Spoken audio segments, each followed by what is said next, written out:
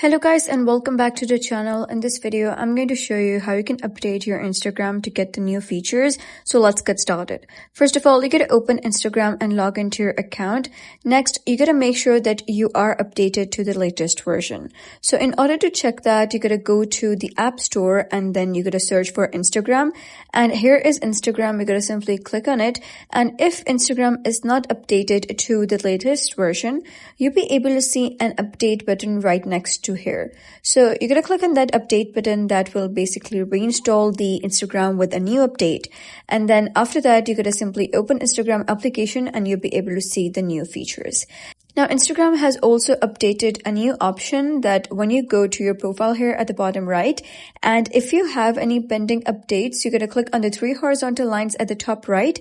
You'll be redirected to settings and activity. So in case you have any pending updates, you'll be able to see an option that says update Instagram right over here, just beneath the time management option.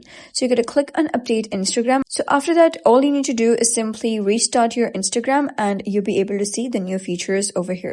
And that is how you can update your Instagram to get the new features.